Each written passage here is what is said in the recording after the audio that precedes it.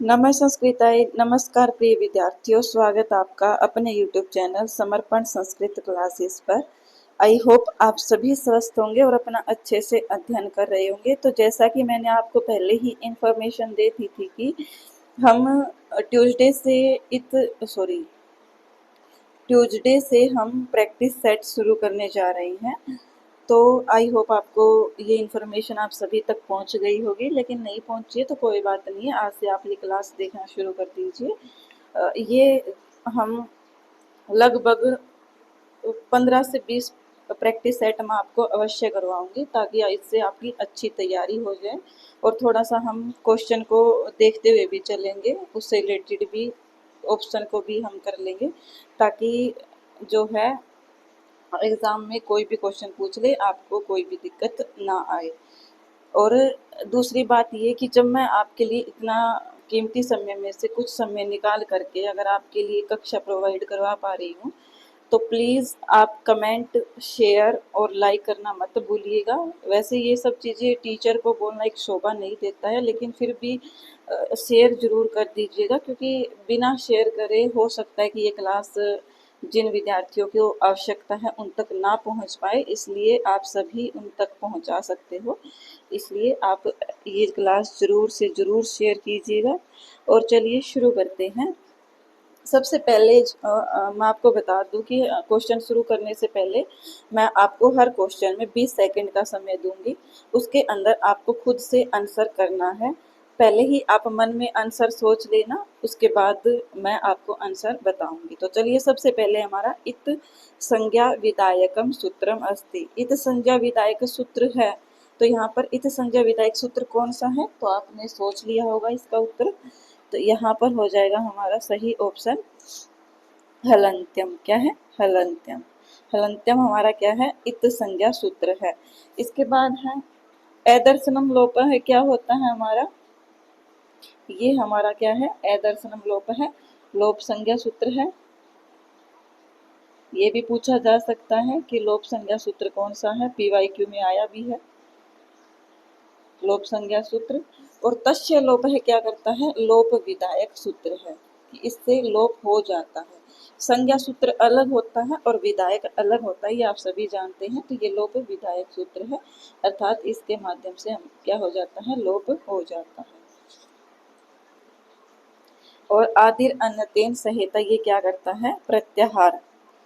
आदिर अंत्येन सहेता, ये कौन सा सूत्र है? तो ये है हमारा प्रत्याहार संज्ञा सूत्र। मोस्ट इम्पोर्टेंट है, हर बार एग्जाम में आता ही आता है प्रत्याहार संज्ञा सूत्र।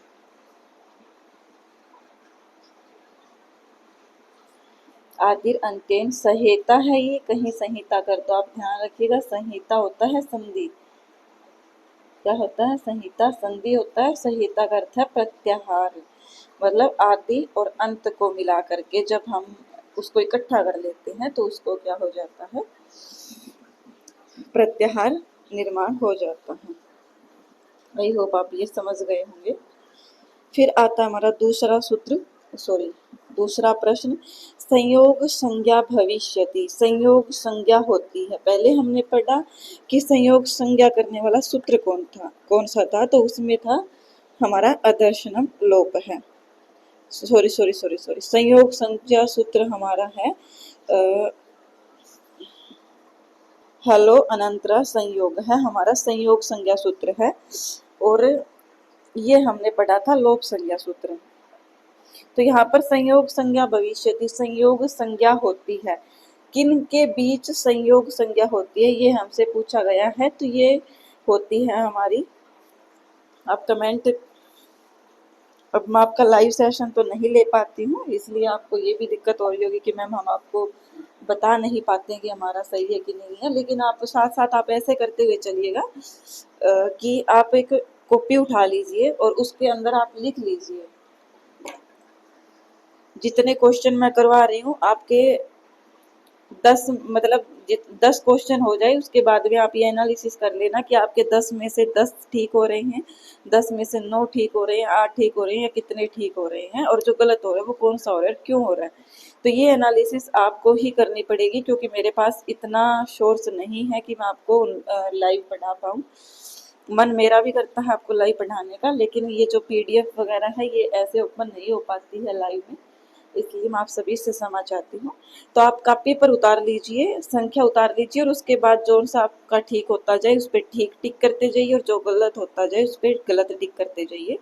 मैं आशा करूँगी कि आपका गलत नहीं होगा, क्योंकि बहुत आसान आसान से प्रश्न है और ज़्यादा डीप पूछते भी नहीं है, स्टेट में भी इतना आपको देखने को नहीं मिलेगा। तो चलिए, संयोग संज्ञा होती है। संयोग संज्ञा किसकी होती है? तो ये हम सब जानते हैं, संयोग संज्ञा होती है। देखो, मैं एक शब्द लिख करके बताती हूँ आपको। जैसे शब्द ही लिख लेती हूँ मैं, शब्द। तो यहाँ पर संयोग संज्ञा किन की हो रही है? बीच में ब और द की। तो यहाँ पर जो ब और द है ये दोनों क्या है? व्यंजन है।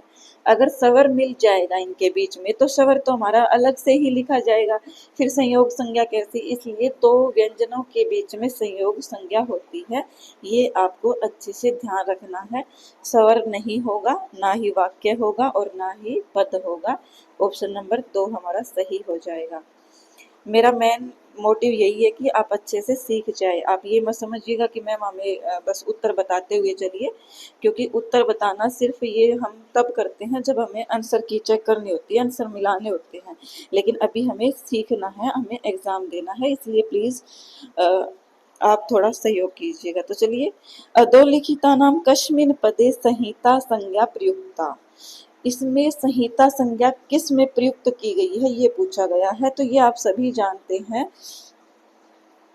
कि संहिता संहिता सबसे पहले आपको ये पता होना चाहिए कि क्या होती है। तो संहिता होती है हमारी संधि। क्या होती है? संधि। संधि को ही हम संहिता बोलते हैं। तो आप सभी जानते हैं रामस्य हमारी कोई संधि नहीं है, ये तो राम शब्द का षष्ठी का एक वचन है, इसलिए ये नहीं होगा। अचल है, नचल है, अचल है, तो ये भी हमारा नहीं है। कमलम, कमलम भी हमारा नहीं है, क्योंकि ये नपुंसकलिंग का एक शब्द दिया गया है नाम मात्र, इसमें कोई संधि का प्रयोग नहीं हुआ है। लेकिन उपेंद्र है, इसमें हमारी संधि कौन सी हो जाएगी? गुण संधि हो जाएगी। उपधन इंद्र है। क्या है? उपधन इंद्र है। ई को गुण होकर के ए हो जाता है और यही हमारा ऑप्शन नंबर 1 सही होगा। आई होप आप सभी समझ पा रहे होंगे। फिर आता है हमारा क्वेश्चन नंबर 4। संस्कृत वर्णमालायाः उच्चारणस्थानानि वर्तन्ते। संस्कृत वर्णमाला में उच्चारण स्थान होते हैं। तो ये हमारे कितने होते हैं? कहीं पर 9 भी माने गए हैं और कहीं पर 11 भी माने गए हैं। तो ये दोनों ही सही है, 9 भी और 11 भी, दोनों ही आपको ध्यान रखने हैं ऑप्शन के हिसाब से। और ये ऑप्शन जो है दोनों ही ठीक होंगे यहाँ पर। फिर है तय वर्गस्य उच्चारण स्थानम अस्ति। तय वर्ग का उच्चारण स्थान कौन सा है? मैं आशा करती हूँ कि आपने उत्तर दे दिया होगा। क्या होगा? तो ये हमारा होगा, मैं आपको बताती हूँ, इचुए, नहीं नहीं नहीं नहीं नहीं, ऐसे नहीं, लरितु लशानाम, लरितु लशानाम दंताः। तो यहाँ पर आप सभी समझ गए होंगे कि ली का और तय वर्ग का, यहाँ पर तू से अभिप्राय पूरा पूरा तय वर्ग है। तय, थ, द, घ और न। तो इन पांचों की, ली की, तय, थ, ध, ध, न, इन पांचों की और ल की और स की क्या होती है? हमारी दंत। ऋतु लशानाम दंत है। तो यहाँ पर हमारा क्या हो जाएगा सही ऑप्शन? ऑप्शन नंबर 3 हमारा सही हो जाएगा। तालु किसकी संज्ञा होती है? तालु होती है इचु या शानाम तालु, अर्थात ई की, चवर्ग की और श की। कौन कौन सी की? ई की, चवर्ग की और श की क्या होती है? तालु इत संज्ञा होती है। और दंता हमने पढ़ ही लिया है। ओष्टव क्या होता है? ओष्टव क्या था? क्षमा कीजिएगा, मुझे याद नहीं आ रहा है। और कंठ आप सभी जानते ही हैं, अकूह विसर्जनिया नाम कंठ है, अर्थात अकुह विसर्जनीय नाम कंठ में यहाँ पर अ कवर्ग और है और विसर्ग, इन चारों की क्या होती है? कंठ संज्ञा होती है, कंठ उच्चारण स्थान होता है इनका, तो ये ध्यान रखिएगा। फिर आता हमारा प्रश्न संख्या 6, सुप्ति गंतम भवति। ये मोस्ट मोस्ट मोस्ट इम्पोर्टेंट सूत्र है, हर बार पूछा जाता है, तो ये भी आप ध्यान रखिएगा। सुप्ति गंतम पदम, इसका जो सही ऑप्शन होगा वो होगा हमारा ऑप्शन नंबर 2, पद संज्ञा होता है। सुप प्रत्यय जानते ही होंगे आप क्या होते हैं, सुप प्रत्यय और तिंग प्रत्यय, इन सब की क्या होती है? पद संज्ञा, अर्थात सुप प्रत्यय लगाने से जो शब्द बनता है वो, और तिंग प्रत्यय लगाने से जो शब्द बनता है, ये दोनों ही क्या कहलाते हैं? पद कहलाते हैं। तिंग प्रत्यय किसके साथ जुड़ते हैं? धातु के साथ जुड़ते हैं, और सुप प्रत्यय शब्द रूप के साथ जुड़ते हैं। किसके साथ? शब्द रूप के साथ। जैसे अगर मुझे राम शब्द बनाना है, तो यहाँ पर राम के अंदर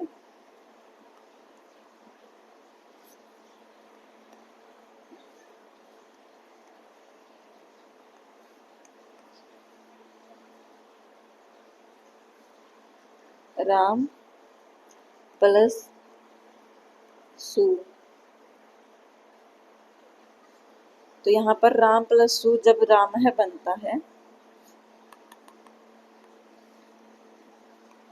कभी कभी पता नहीं क्या हो जाता है इसको, राम है बनता है, तो ये हमारा क्या होता है? पद होता है।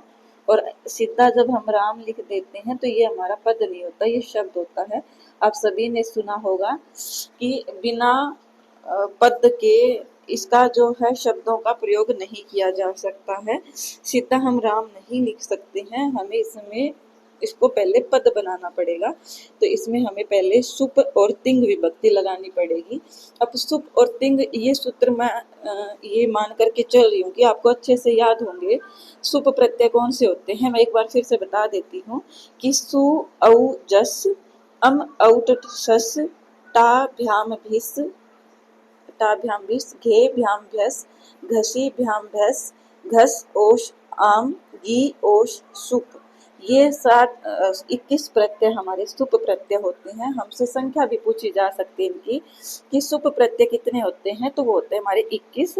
और हमसे ये भी पूछा जा सकता है कि तिंग प्रत्यय की संख्या कितनी होती है, तो वो होती है हमारी 18। कितने होते हैं तिंग प्रत्यय? 18 तिंग प्रत्यय होते हैं। 9 तिंग प्रत्यय हमारे प्रश्मयी पद के होते हैं और 9 तिंग प्रत्यय हमारे आत्मनेय पद के होते हैं। तिंग प्रत्यय हमेशा धातुओं के साथ जुड़ते हैं और सुप प्रत्यय हमेशा शब्द रूपों के शब्दों के साथ जुड़ करके उनको पद बना देते हैं। तो इनको ही हम क्या बोलते हैं? सुप्तिगंतम पदम, अर्थात सुप और तिंग प्रत्यय लग करके पद बन जाते हैं, शब्दों को हम पद बना देते हैं। आई होप आपको ये समझ में आ गया होगा। फिर हमारा 7वां प्रश्न है, विसर्गस्य उच्चारण स्थानम अस्ति। विसर्ग का उच्चारण स्थान क्या है? तो विसर्ग का उच्चारण स्थान मैंने अभी अभी बताया, अकुह विसर्जन या नाम कंठ है। तो यहाँ पर हमारा विसर्ग का जो उच्चारण स्थान होगा वो ऑप्शन नंबर 2 हो जाएगा। क्या हो जाएगा? ऑप्शन नंबर 2 हो जाएगा। तालु का मैंने अभी बताया, इचु यशानाम तालु, लरितु लशानाम दंत है, कंठोष्टम वकारस्य दंतोष्टम, ओदौ तौ कंठ तालु, एदौ तौ कंठोष्ट। तो यहाँ पर कंठोष्ट जो है वो किसका हो जाएगा? ए दौ तौ, इसका कंठोष्ट हो जाएगा। चलिए आगे करते हैं। स्वर्ण संज्ञा भवति। स्वर्ण संज्ञा किसकी होती है? तो ये होती है हमारी, किसकी होगी भी? चलो बताओ जल्दी सी, स्वर्ण संज्ञा किसकी होती है? स्वर्ण संज्ञा होती है हमारी तुल्याश्य प्रयत्नम सवर्णम, तुल्याश्य प्रयत्नम सवर्णम से स्वर्ण संज्ञा हमारी होती है। इसके बाद हमारा नेक्स्ट प्रश्न आता है, प्रश्न संख्या 9, ईशतु सुपृष्टः वर्णः चेतव्यः। ईशत स्पृष्ट वर्ण कौन से होते हैं? तो ईशत स्पृष्ट हमारे जो होते हैं वो होते हैं, आप बताइए तब तक मैं आपको और बता देती हूँ। पहला हमारा कै ख घ ग, ये क्या हमारे स्पर्श व्यंजन, क्या है? स्पर्श व्यंजन है। ए ई उ री, ये हमारे क्या है? विवृत में आते हैं। और श स है, ये हमारे आते हैं ईषद, ईषद विवृत में। और ये आते हैं हमारे ईशत स्पृष्ट में, इसमें आते हैं ईशत स्पृष्ट में। अब आप इसको याद कैसे रखोगे? तो मैंने तो इसको ऐसे याद रख रखा है कि जिसमें ईशत स्पृष्ट तय और स आता है वो अंतस्थ, देखो अंतस्थ जब हम लिखते हैं तो इसमें अंतस्थ साथ में ही आते हैं, दोनों के दोनों, ये देखो तय और स, तो यहाँ पर भी तय और स साथ में ही आते हैं और यहाँ पर नहीं आते, इसलिए आप इस प्रकार से इसको याद रखेंगे। सभी स्वर विवृत होते हैं, लेकिन जो अ है, क्या है हमारा? अ है वो हमारा संवृत भी होता है। क्या होता है? अ हमारा संवृत भी होता है, ध्यान रखिएगा। अ संवृत भी होता है, लेकिन ये संवृत कब होता है? जब हम इसका उच्चारण करते हैं तब ये संवृत होता है। अदरवाइज हम इसको जब प्रक्रिया के रूप में प्रयोग करेंगे जब इसका, तो ये हमारा विवृत ही होगा।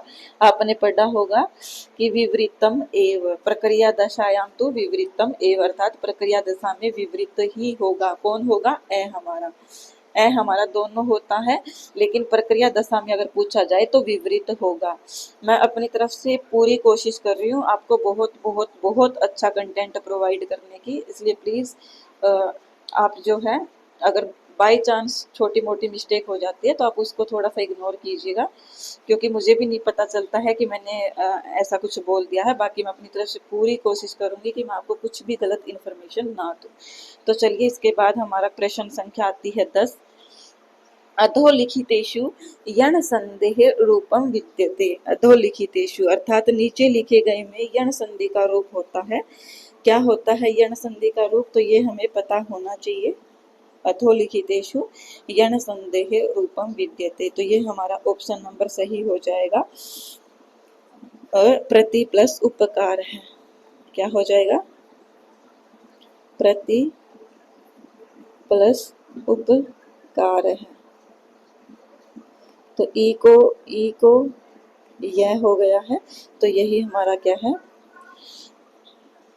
यण संधि है। मार्तंडह में वृद्धि संधि होगी, गंगोघ में भी वृद्धि संधि होगी और विद्यालय में दीर्घ संधि होगी।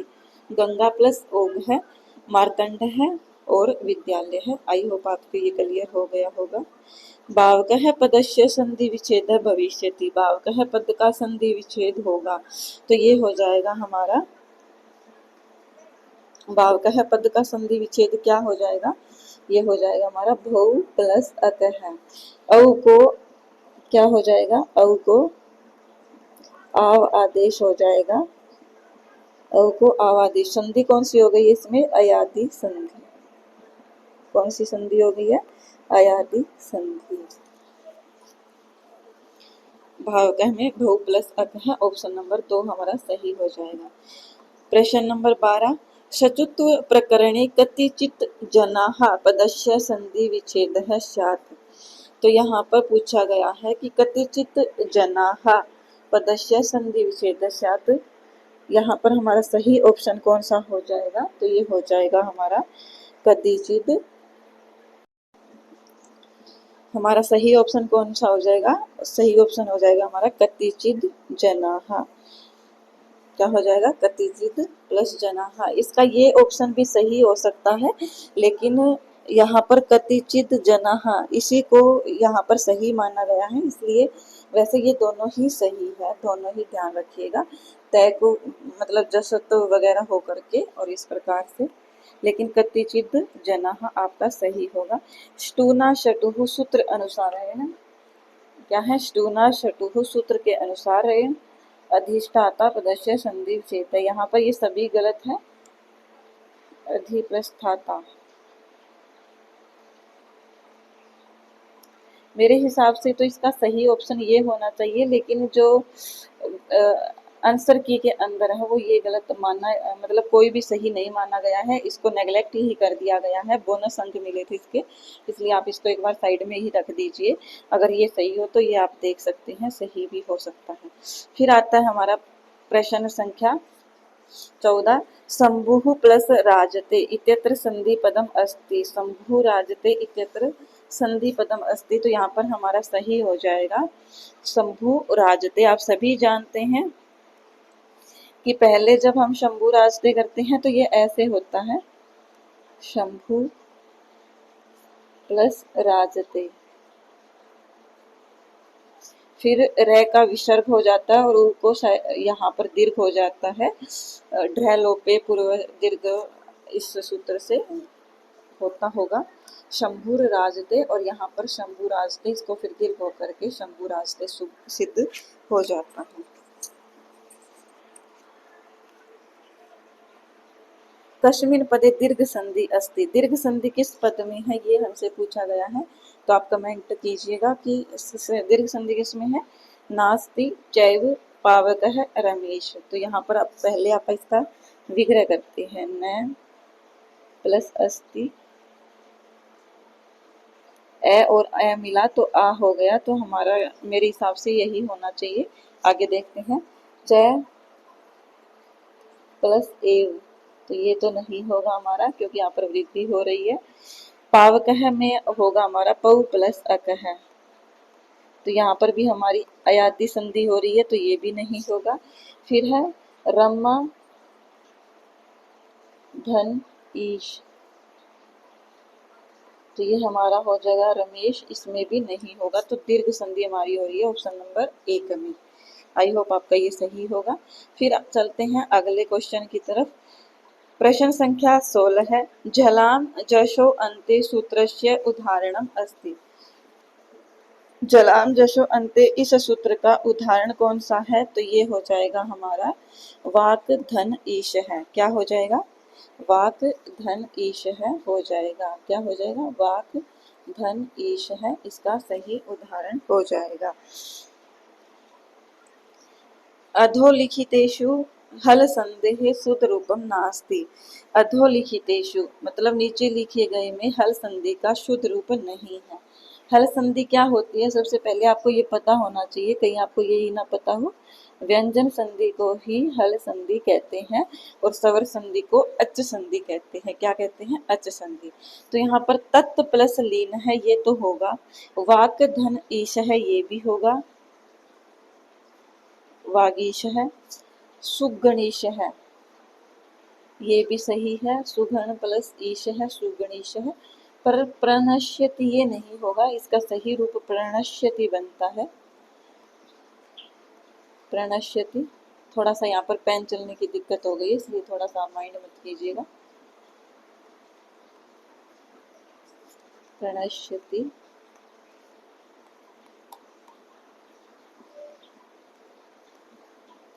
इस प्रकार से ये बनता है, तो यहाँ पर ये ही हमारा गलत हो जाएगा। नास्ति पूछा है, शुद्ध रूप, ऑप्शन नंबर 4 हमारा सही होगा। अधोलिखितेषु पर रूप संदेह रूपम अस्ति। नीचे लिखे गए में पर रूप संधि का रूप कौन सा है, तो वो हो जाएगा हमारा, कौन सा हो जाएगा हमारा, एतौ आगतौ नवोटा मनस प्लस ईशा। तो यहाँ पर मनस प्लस ईशा ही हमारा सही होगा। मनस प्लस ईशा, इसमें एक वार्तिक लगता है, स्कंद व आदिशु पर रूपम वाच्यम, इस वार्तिक से इसकी सिद्धि होती है और मनीषा में पर रूप संधि हो जाती है। समासस्य व्याकरण सम्मता परिभाषा अस्ति। समास की व्याकरण सम्मत परिभाषा है, क्या है, समस्यनम समास है।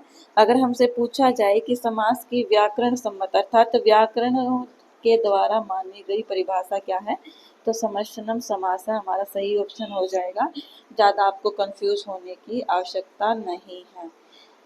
फिर है हमारा, अब आप बोल रहे होंगे, सोच रहे होंगे कि मैम आपने बोला था कि मैम आप इंक्लूड करवाओगे सब कुछ, लेकिन आपने इसमें साहित्य नहीं रखा, वेद नहीं रखा है, या फिर आपने क्या कहते हैं, दर्शन का कुछ भी नहीं है। तो ये जिस हिसाब से पेपर बने हैं उसी के हिसाब से चल रहे हैं, लेकिन आपको धीरे धीरे सब करवा दिया जाएगा। इसलिए प्लीज़ आप थोड़ा सा पेशेंस रखिएगा। जहाँ पर आपको साहित्य आएगा वो साहित्य भी करवाया जाएगा, जहाँ पर आपका वेद आएगा वो वेद भी करवाया जाएगा। आप सभी जानते हैं कि मेरे पास इतना समय नहीं था कि मैं टाइपिंग करवाऊँ क्वेश्चन की, और ना ही अब है। एग्ज़ाम मेरे अभी भी चल ही रहे हैं। जब तक आप सभी जानते हैं, जब तक हम सक्सेस नहीं हो जाएंगे तब तक हम अपनी तैयारी को निरंतर जारी ही रखेंगे, चाहे वो मैं हो या फिर आप सब हो। इसलिए, और आप सोच रहे होंगे कि मैम यूट्यूब पर पढ़ा करके मतलब बहुत कुछ कमा रही होगी, तो ऐसा कुछ नहीं होता है। पहली बात तो चैनल ही मोनेटाइज नहीं हो रहा है जल्दी से, लेकिन हो जाता है तो कुछ अर्निंग नहीं होती है, क्योंकि संस्कृत का चैनल इतना ग्रो नहीं करता है। इसलिए आप ये मत समझिएगा कि मैम सिर्फ और सिर्फ उसको पैसों को लेकर के ही आपकी क्लास दे रही है, ऐसा कुछ नहीं है। मैं चाहती हूँ कि आपकी जो पढ़ाई है, मैंने इतना आपको समय दिया है तो कुछ एक दिन और दे करके आपका अच्छे से स्टेट क्वालिफाई हो जाए। एक बार मैं पानी पी लेती हूँ, फिर हम शुरू करते हैं।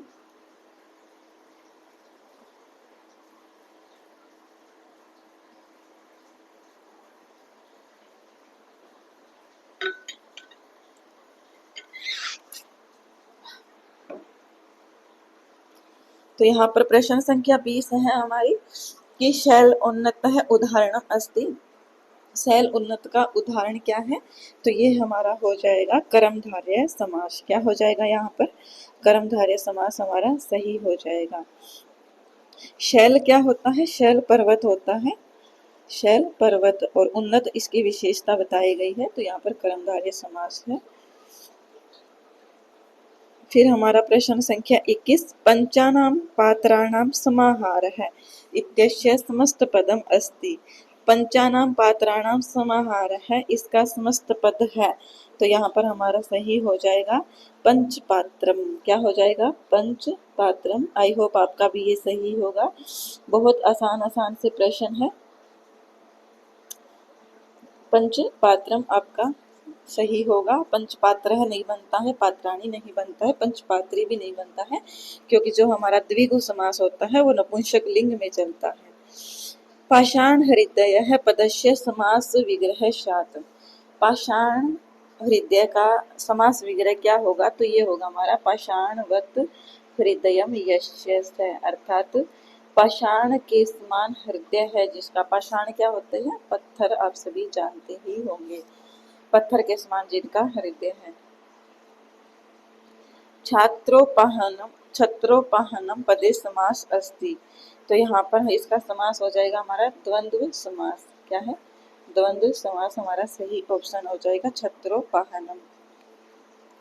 फिर है हमारा उपकृषणम इत्यत्र समासो अस्ति। उपकृषण में कौन सा समास है? तो ये हो जाएगा हमारा उपकृषण में, आप सभी कमेंट कीजिए। उपकृषण में हमारा जो समास है वो हो जाएगा हमारा अव्ययी भाव समास। क्या है? उपकृषणम, कृष्णस्य समीपम इसका विग्रह होगा। कृष्णस्य समीपम इसका विग्रह हो जाएगा उपकृषणम, कृष्णस्य समीपम। और जो हमसे ये भी पूछा जा सकता है कि अव्यय भाव जो है कितने अर्थों में प्रयोग किया जाता है? तो ये 16 अर्थ होते हैं इसके। अव्ययम, विभक्ति, समीप, स्मृति, वैरिति, अत्य, इस प्रकार से। तो ये 16 के 16 अर्थ आपको अच्छे से याद होने चाहिए। अगर ये 16 अर्थ आपको याद है तो आपका अव्ययी भाव समास कभी भी गलत नहीं होगा।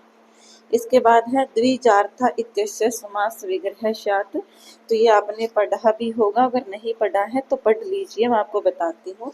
इसके रूप बनते हैं 3। द्विजार्थ है, द्विजार्थ ऊपर लिखा ही हुआ है, और द्विजार्थम। तो ये तीनों रूप, ये क्या है? पुल्लिंग का है, ये नपुंसक लिंग का है, और ये है हमारा स्त्रीलिंग का। किसका है? स्त्रीलिंग का। तो हमसे क्या करना है? हमें इसमें क्या करना है कि जो हमारा वो नहीं होता इदम शब्द रूप, आपने सुना हो, सुना क्या पढ़ा भी होगा इदम शब्द रूप, जिसमें स्त्रीलिंग, नपुंसकलिंग और पुल्लिंग तीनों रूप चलते हैं। तो पुल्लिंग में चलता है अयम, एमौ, ईमे, इमम, एमौ, ईमान, अनिल, आभ्याम, एभि, अस्मै, आभ्याम, एभ्य, इस प्रकार से चलता है। और स्त्रीलिंग चलता है इमाम, ईमे, ईमाह, इयम, ईमे, ईमाह, इमाम, ईमे, ईमाह, फिर अनया, आभ्याम, आभि, इस प्रकार से चलता है। और पुल्लिंग नपुंसकलिंग आप सभी जानते ही हैं, इदम, ईमे, इमानी, इदम, ईमे, इमानी, अनेन, आभ्याम, एभि, इस प्रकार से चलता है। तो यहाँ पर जो हमें क्या करना है, जहाँ पर पुल्लिंग है वहाँ पर पुल्लिंग का शब्द रूप लगाना है। और ये बहुत बार एग्जाम में आता भी है, तो ये अब अच्छे से समझ लीजिए। तो यहाँ पर हमें द्विजार्था दिया गया है, तो द्विजार्था का हमारा सही क्या हो जाएगा, क्योंकि द्विजार्था स्त्रीलिंग का है और स्त्रीलिंग में इदम नहीं बनता है, अर्थ है ऐसी कोई चीज बनती ही नहीं है। और अयम पुल्लिंग में बनता है, इसलिए ऑप्शन नंबर 4 हमारा सही हो जाएगा। अगर यहाँ पर हमें द्विजार्था की जगह द्विजार्थ दिया होता, क्या दिया होता, द्विजार्थ, ये दिया होता हमें, तो हमारा सही ऑप्शन हो जाता ऑप्शन नंबर 2। और अगर हमें द्विजार्थम दिया होता तो हमारा ऑप्शन नंबर 1 सही हो जाता, लेकिन यहाँ पर हमें स्त्रीलिंग दिया है, जो कि हमारा ऑप्शन नंबर 4 ही सही होगा। आई होप आपको ये समझ में आ गया होगा। और अगर आगे ये स्टेट में प्रश्न आता है और आपका गलत होता है, तो फिर कहीं ना कहीं आपकी ही कमी है, मैंने बहुत अच्छे से आपको बता दिया है। चलिए, अक्ष शोंडः इत्यस्य लौकिक विग्रह अस्ति। अक्ष शोंडः देखते ही समझ जाएंगे। अक्ष शोंडः का जो लौकिक विग्रह होता है वो होता है हमारा अक्षेषु शोंडः। क्या होता है, अक्षेषु शोंडः, इसका लौकिक विग्रह होगा, क्या होगा, अक्षेषु शोंडः। ऑप्शन नंबर 2 हमारा सही हो जाएगा, अक्षेषु शोंडः।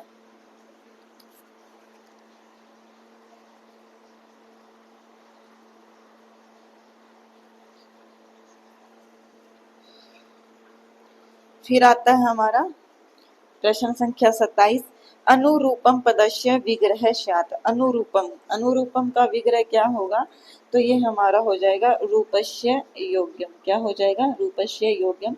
अगर हमसे इसमें समास पूछ लिया जाए तो इसमें समास हो जाएगा हमारा, इसमें समास हो जाएगा हमारा अव्ययी भाव समास। क्या हो जाएगा, अव्ययी भाव समास, रूपस्य योग्यम अनुरूपम। क्षत्रिय प्रत्यांते शब्दे प्रत्यय अवशिष्यते। क्षत्रिय प्रत्यांत शब्द के अंत में क्या शेष रहता है, तो अत शेष रहता है। क्या शेष रहता है, अत। क्या शेष रहता है, अत। और शानच में क्या रहता है, मान। क्या रहता है, मान। तो यहाँ पर हमारा सही क्या हो जाएगा, अत सही हो जाएगा। स्त्री प्रत्यांत में मतलब कि स्त्री प्रत्यय में क्या शेष बचता है, तो अत शेष बचता है। और शानच में मान शेष बचता है। लभ्यम इति पदे प्रकृति प्रत्यय सत है, तो लभ्यम में यहाँ पर हमारा जो प्रत्यय है वो कौन सा हो जाएगा, लभ्यम में हमारा जो प्रत्यय है वो यत प्रत्यय हो जाएगा। क्या हो जाएगा, यत प्रत्यय हमारा हो जाएगा, क्योंकि पकारांत पवर्ग जो अंत में हो जिसके, उसके अंत में क्या होता है, यत होता है। पवर्ग अंत में हो जिसके, उसके यत होता है। और एक ए अंत वाली धातुओं के अंत में भी यत ही होता है, तो ये ध्यान रखिएगा। दृश्य धातु हो तुमुन प्रत्यय योगेन शब्द है निष्पत्यते। तो दृश्य धातु है और तुमुन प्रत्यय है, तो क्या बनेगा, दृष्टुम नहीं बनेगा, दर्शितुम नहीं बनेगा। बहुत कंफ्यूज करते हैं जब हम एग्जाम में बैठे होते हैं, तो ये ध्यान रखिएगा। दर्शितुम भी नहीं बनेगा। ऑप्शन नंबर हमारा 4 सही हो जाएगा। जिसका भी 4 सही है वो अपना सही का निशान लगा ले। इसके बाद हमारा क्वेश्चन नंबर 31। क्वेश्चन नंबर 31 क्या है, घ्य प्रत्यांतस्य रागः शब्दस्य व्याकरण सम्मत अर्थ है अस्ति। घ्य प्रत्यांत का राग शब्द का व्याकरण सम्मत अर्थ पूछा गया है, तो वो हो जाएगा हमारा रंजन द्रव्यम। बहुत बार पूछा जाता है एग्जाम में घय प्रत्यय का। ये बहुत से टीचर हैं जो नहीं बताते होंगे, लेकिन आज आप प्रैक्टिस सेट में ये सीख लीजिए कि घय प्रत्ययान्तस्य रागः शब्दस्य व्याकरण सम्मतः अर्थ अस्ति रंजन द्रव्य। स्तुत्य इति शब्दे प्रत्यय अस्ति। स्तुत्य में आप सभी ने पढ़ा होगा, एक सूत्र आता है एति स्तु सास द्रि जुस कैप। मतलब कि अगर शिष्य शब्द आ जाए, एति शब्द, एति धातु हो, शास धातु हो, स्तु धातु हो, जी धातु हो, दृश्य धातु, तो इस प्रकार से ये कुछ एक धातुएं हैं जो स्पेशल सूत्र में मेंशन है। तो इसमें कौन सा प्रत्यय होता है? कैप प्रत्यय हमारा हो जाएगा ऑप्शन नंबर 3। एति स्तु सास द्रि जुस कैप, तो ये हमारा ऑप्शन नंबर 3 सही हो जाएगा। तल प्रत्यांतम पदम अस्ति। तल प्रत्यांत पद कौन सा है? तो इसमें हमें पूछा गया है तल प्रत्यांत पद कौन सा है। तो यहाँ पर तल प्रत्यांत हो जाएगा हमारा सही ऑप्शन हो जाएगा हर्षिता। क्या हो जाएगा? हर्षिता। बंधुता में भी शायद तल प्रत्यय ही होता है, बंधुता। चलिए आगे देखते हैं।